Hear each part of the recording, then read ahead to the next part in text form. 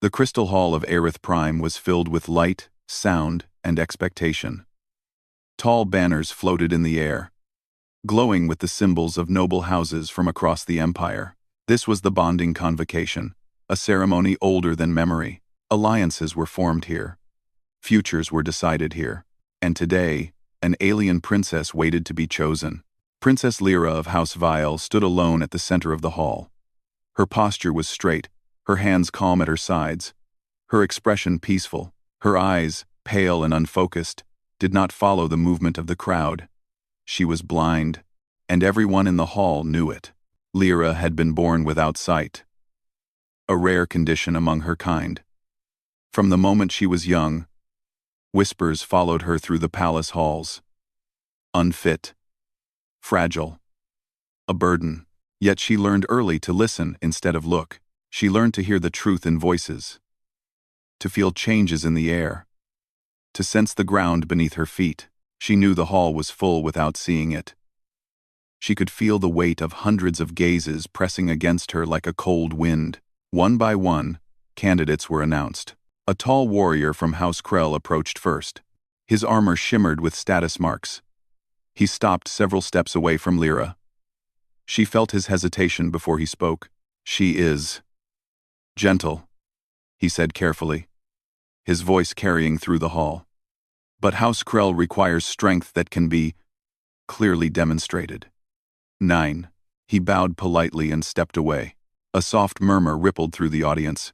Another noble stepped forward, then another. Each gave different reasons: political risk, future uncertainty, tradition. Every word was wrapped in courtesy, yet every meaning was the same. No. Lyra listened without reacting. She had prepared herself for this day. She had been trained since childhood to stand with dignity, even when the world turned away. Still, with each rejection, something inside her grew quieter. From the raised platform above, the Emperor watched in silence. His hands tightened on the armrests of his throne. Lyra was his niece. He had hoped, perhaps foolishly, that someone would see what he saw. But hope faded with each passing moment. When the final name was called and no one stepped forward, the hall grew still. The ceremonial voice echoed softly. "No bond has been claimed." The words felt heavier than stone. Lyra lowered her head slightly. Not in shame, but in acceptance. She had expected this outcome. Yet expectation did not remove the ache. She turned, guided by the subtle vibrations of the floor, and began to walk toward the edge of the hall. That was when a new sound reached her ears. Footsteps. Different from the rest. They were steady, unhurried, and human. Commander Ethan Hale stood near the back of the hall, wearing a simple diplomatic uniform instead of armor. He was not supposed to move. Humans were guests here, observers only. His presence was symbolic, a sign of peace between Earth and the Aerith Empire. Ethan had watched the ceremony in silence. He did not understand all the customs, but he understood people, and what he had seen disturbed him deeply. He had watched a young woman stand alone while an entire civilization measured her worth and found her lacking. He stepped forward. The sound of his boots echoed sharply in the quiet hall. Gasps followed. The Emperor's eyes widened. Advisors whispered urgently. Guards stiffened. "Human," one noble hissed. "This is not your place." Ethan stopped several steps from Lyra. He did not reach for her. He did not bow dramatically. He simply stood. "I request permission to speak," he said clearly. The Emperor hesitated. This was unprecedented. Humans did not participate in bonding rituals. They barely understood them. Yet something in the human's voice was calm, respectful, and firm. "Granted," the Emperor said slowly. Ethan turned slightly toward Lyra, careful not to startle her. "My name is Ethan Hale," he said. "I am a representative of Earth." Lyra tilted her head, listening. His voice held no judgment, no pity, only honesty. "I have observed this ceremony," Ethan continued, addressing the hall.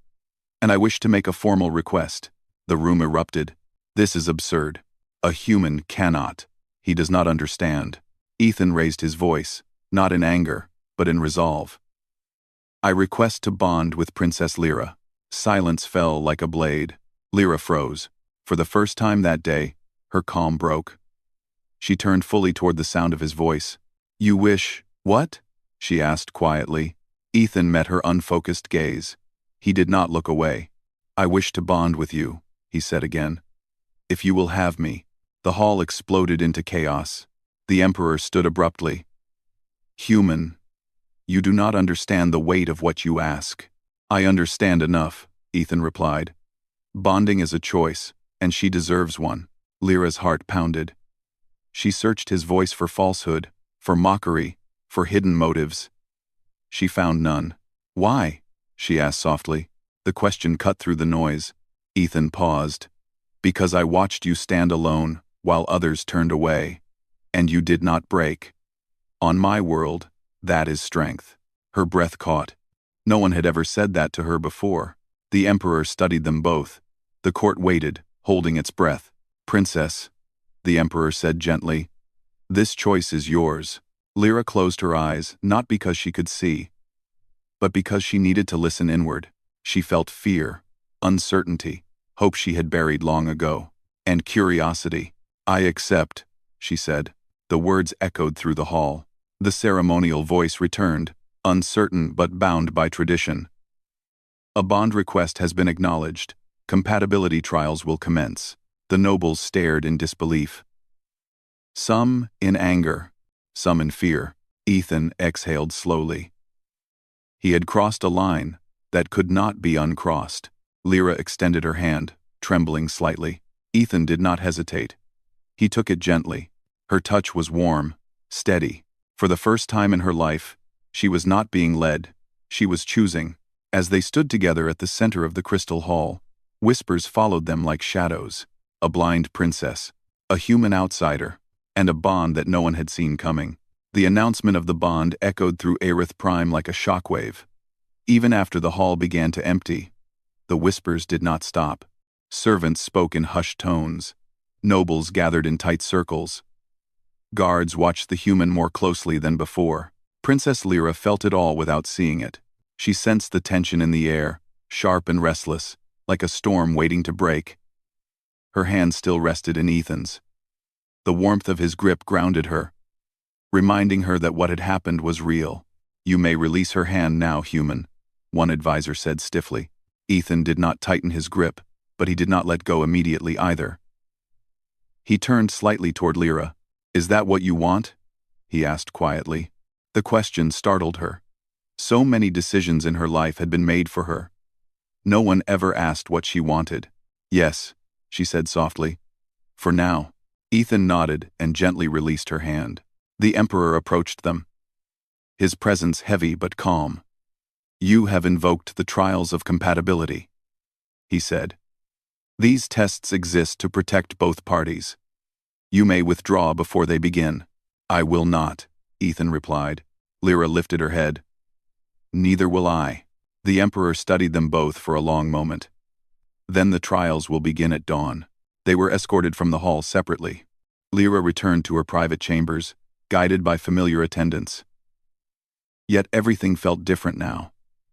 The halls she had walked all her life seemed altered, as if the palace itself was watching her. Inside her chamber, she dismissed her attendants and sat near the open balcony. The sounds of the city drifted upward, soft lights humming. Distant air traffic, voices layered over one another. For the first time in many cycles, she allowed herself to wonder, why did he choose me? On the other side of the palace, Ethan stood alone in a guest chamber designed for human visitors. The room felt small compared to the vast crystal halls, but he welcomed the quiet. He had acted without permission, without strategy. Earth's diplomats would be furious. Yet he did not regret his choice. He thought of Lyra standing alone, dignified even in rejection. Someone had to stand with her, he thought. At dawn, the palace awakened early. The first trial was not physical, but mental, a test of cooperation and trust. Lyra was led into a circular chamber with a smooth floor and softly vibrating walls. Ethan was already there. She recognized his breathing instantly. "You came," she said. "I said I would," he replied. A calm voice filled the chamber. Trial 1. Shared path. The floor beneath them shifted. Lyra felt it at once, subtle changes in pressure and vibration. The room was forming a path that only one of them could sense at a time. Ethan could see the glowing patterns on the floor. Lyra could feel the correct route through movement and sound. To succeed, the voice continued, you must guide each other. They hesitated. I'll follow your lead first, Ethan said. Lyra nodded. Listen to my steps. Match them. She moved slowly, carefully. Ethan watched her feet and trusted her pace, even when the path looked wrong to his eyes. At one point, the floor shifted sharply. Stop, Lyra said. Ethan stopped instantly, even though he saw nothing ahead. Moments later, the glowing path ahead collapsed inward. You saved us, he said quietly. Now you, she replied. Ethan guided her with words, describing turns and timing in simple, steady language. He never rushed her, never raised his voice.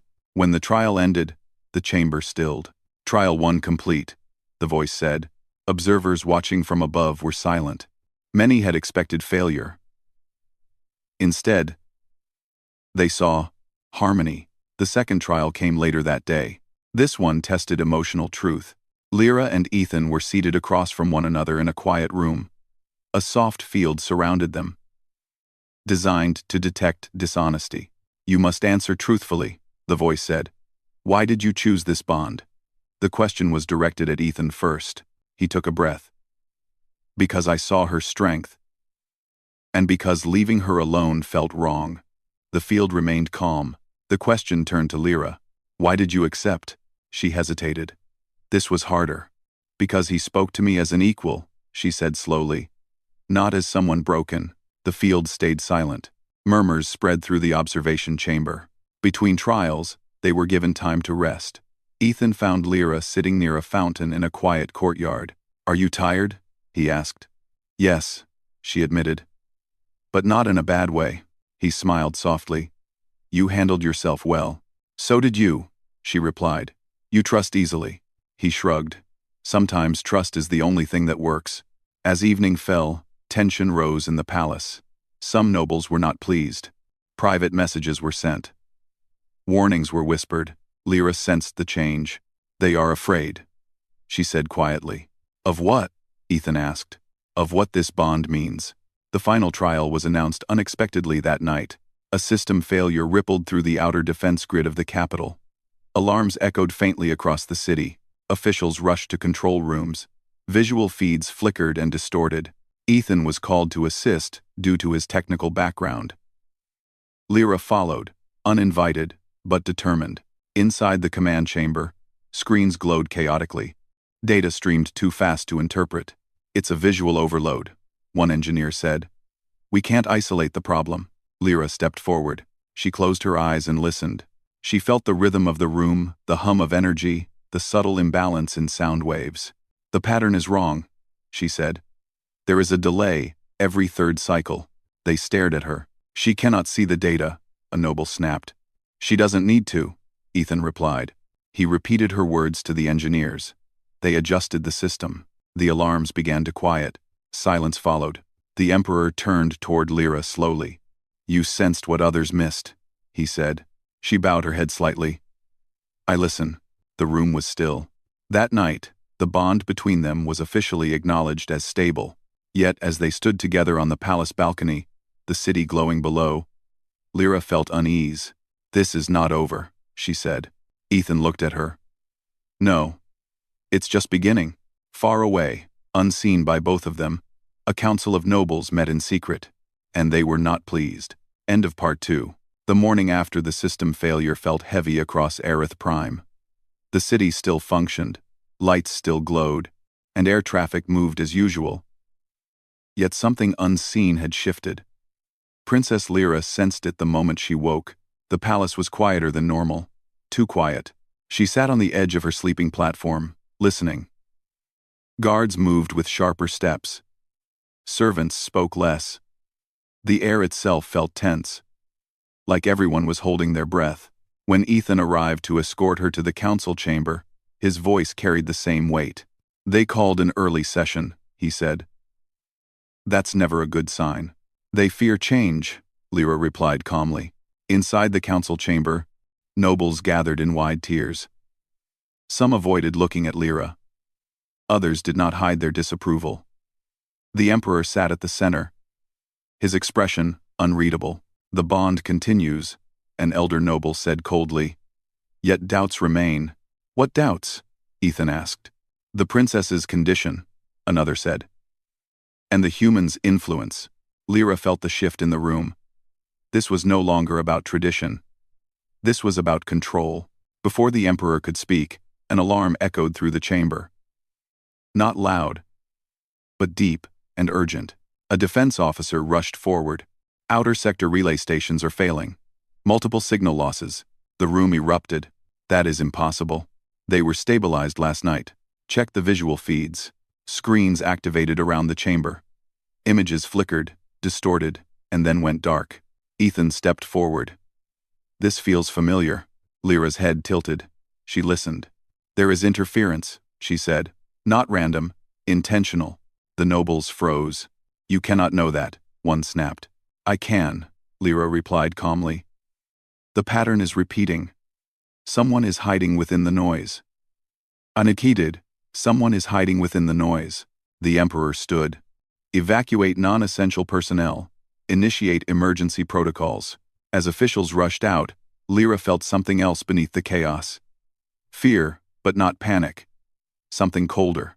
"This is a test," she said softly to Ethan. "Someone wants to see how we respond." They were escorted to the central command tower. Ethan worked alongside engineers, translating technical terms between human systems and Aerith technology. Yet even with all the data, the problem remained unclear. "The visuals are useless," an engineer said. "Sensors are feeding false images." Lyra stepped closer to the control core. "Turn off the visual overlays," she said. The room fell silent. "That would leave us blind," a noble protested. Lyra turned toward the voice. "I already am." "How?" "I already am." Ethan looked at her, understanding instantly. "Do it." Reluctantly, the overlays were disabled. The room grew darker, quieter. Lyra closed her eyes and focused. She felt the rhythm of the energy flow beneath the floor. She listened to the hum of machines, the uneven pulse hidden inside the systems. "There," she said, pointing slightly to the left. "A false echo. It is masking a breach." Engineers rerouted power. Systems stabilized. A hidden signal appeared, faint, but real. The room stared at Lyra in silence. "She found it without seeing," someone whispered. Ethan smiled, pride clear in his voice. "She doesn't need sight to understand truth." The emperor watched closely. Something in his expression changed, not surprise, but realization. Yet even as the immediate crisis was contained, a deeper danger revealed itself. The signal was not an accident. It was a probe. A message arrived moments later, translated into clear language. "Observe, evaluate, prepare." The nobles panicked. An outside force? A rival empire? Or worse? Ethan frowned. This wasn't meant to attack. It was meant to measure response. "Why us?" the emperor asked. Lyra answered quietly. "Because they believe we are divided." In the hours that followed, tension spread through the capital. Defense fleets were placed on alert. Communications tightened, trust weakened, and whispers returned. Some nobles blamed the human. Others blamed the blind princess. "She distracts us. He interferes with tradition." Lyra heard every word. That evening, Ethan found her standing alone on a high balcony, the city humming below. "They're turning against you," he said gently. "They always have," she replied. "The difference now is that I no longer stand alone." He hesitated. "If this becomes too dangerous, I can withdraw, protect you from fallout." She turned toward him sharply. "Do not choose fear for me." He met her gaze. "I choose you. But I won't force you to carry this alone." She smiled faintly. "Then we are aligned." The next day, the emperor summoned them privately. "You have both changed the balance of this empire," he said. "Whether you intended to or not." "We only acted honestly," Ethan replied. "Honesty can be disruptive," the emperor said, "but necessary." He paused. "There are those within my council who see your bond as a weakness, Others see it as a threat. And you? Lyra asked. I see possibility, the Emperor said. Before more could be said, a second signal arrived stronger this time. This one carried coordinates. A remote station on the edge of Aerith space had gone silent. They want a response, Ethan said. They want to see who we send, Lyra added. The council argued fiercely. Some demanded a show of force. Others wanted to hide behind defenses. Lyra stepped forward. Send us. The room fell silent. You are not military, a noble snapped. I am perceptive, she replied. And he is adaptable. Ethan nodded. Humans specialize in unknown situations. The Emperor studied them for a long time. Very well, he said finally. You will go as observers. Nothing more. The journey was quiet but tense. A small diplomatic vessel carried them toward the silent station. Inside the ship, Ethan worked the controls, while Lyra listened to the subtle vibrations of travel. Do you regret this? He asked. No, she said. For the first time, I am not defined by what I lack.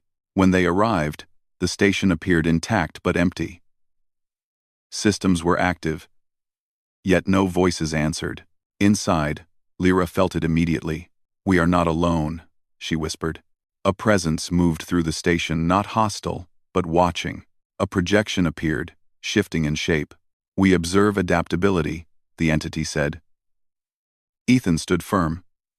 We don't fear difference. The entity turned toward Lyra. And you see without sight, it said. Interesting. Lyra lifted her chin. I listen. I feel. I understand. Silence followed. You have passed the evaluation, the entity said. Contact will continue. The projection vanished. The station powered down. As they returned to their ship, Ethan exhaled slowly. That could have gone worse. Lyra smiled softly. They were never testing power. Then what? Trust, she replied. Far behind them, unseen currents shifted across the stars. The Empire was no longer being judged by strength alone. Humanity had entered the equation, and nothing would be the same again. The return journey to Aerith Prime was quiet, but not peaceful. Princess Lyra felt the shift in the ship long before they entered the capital's space. The vibrations were sharper. The hum of the engines carried tension instead of calm. They are waiting, she said softly. Ethan glanced at the sensors. You're right. Every channel is active. News of the contact at the remote station had already spread. The council was divided. Some nobles feared what had been revealed. Others feared what it meant for their power. When their ship landed, they were escorted directly to the Grand Assembly Hall. It was fuller than Lyra had ever sensed before. Thousands were present, nobles, scholars, officers, and observers from allied worlds. The Emperor stood at the center platform. Let them speak, he said. Ethan and Lyra stepped forward together. The murmurs grew louder. She led them into danger. The human involved us without permission. They invited attention from unknown forces. Lyra listened without flinching. She felt the anger, the fear, and beneath it all, uncertainty. The Emperor raised a hand. Silence fell. Tell us what happened, he said. Ethan spoke first, clear and steady. He explained the probe, the evaluation, and the truth they had learned, that the external presence was not seeking conquest, but understanding. They were not impressed by fleets, Ethan said. They were impressed by how we trusted each other. A noble stepped forward sharply. Trust does not protect empires. Lyra lifted her head. No, she said, but fear destroys them. The hall stilled. I was born without sight, Lyra continued. From my first breath, I was told what I could not be. Many believed my blindness made me weak. She paused, letting the room feel her words. Yet when our systems failed, when visuals lied, when panic ruled, it was not sight that saved us. It was listening. It was patience. It was cooperation. Quote, she turned slightly toward Ethan. And when I stood alone, rejected by all, a human chose me, not because of what I lacked, but because of what I was. The murmurs softened. A council elder rose slowly. This bond has already drawn attention. What happens when that attention returns? Ethan answered calmly. Then we meet it together. The Emperor watched the room carefully. He saw fear, but he also saw something new. Respect. Before the council could continue, the hall lights dimmed. A familiar energy pattern filled the space. Lyra's breath caught. "They're here," she whispered. A projection formed above the central platform. The same shifting presence appeared. Calm and unreadable. "We continue observation," the entity said. "Your response to uncertainty has been noted." The hall erupted into alarm, but the Emperor stood firm. "You test us openly now," he said. "Yes," the entity replied. "You were divided, now you are changing." It turned toward Lyra. "You perceive beyond sight." Then to Ethan. "You adapt beyond expectation." A pause followed. "We seek dialogue." Silence swept the hall. The nobles stared in disbelief. "Dialogue?" one whispered. The Emperor took a careful breath. "On what terms?" "Equality," the entity replied. "Understanding. Shared awareness." Lyra felt the truth in its tone. "No threat. No demand. They are offering trust," she said softly. The entity inclined its form slightly. "Correct." The projection faded. For several long moments, no one spoke. Then the Emperor turned to the assembly. "You have witnessed what this bond has brought," he said. "Not weakness, not danger, but opportunity." Some nobles still looked uncertain. Others looked thoughtful. One by one, voices rose not in protest, but in questions. How do we prepare? What changes are required? How do we include those once excluded? Lyra felt something she had never felt before. Belonging. Days passed, and change began. New councils formed, ones that valued different strengths. Training programs adapted. Advisors sought Lyra's insight, not as a symbol, but as a strategist. Ethan became a bridge between cultures, helping translate not just language, but values. Through it all, their bond deepened, not dramatic, not rushed, but steady and real.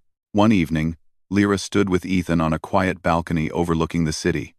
The air was calm. The vibrations were peaceful. "Do you regret choosing me?" she asked softly. Ethan answered without hesitation. "No." She smiled. "Neither do I." The Emperor joined them quietly. "The council has reached a decision," he said. "The bond is no longer viewed as an exception. It is now recognized as a model." Lyra tilted her head. "A model for what?" "For unity beyond fear," the Emperor replied. "And for leadership beyond tradition." He turned to Lyra. "You were once rejected by all. Today, the Empire listens to you." Emotion tightened her chest. "I only asked to be seen." "You were," the Emperor said, "in ways none of us expected." As the stars rose above Aerith Prime, a new signal traveled outward, not as a warning, but as an invitation. Humanity and the Aerith Empire stood together, not through dominance, but through trust. Far across the stars, others would hear that message. A blind princess, a human who chose compassion over caution, and an empire that learned true strength does not come from what is seen but from what is understood.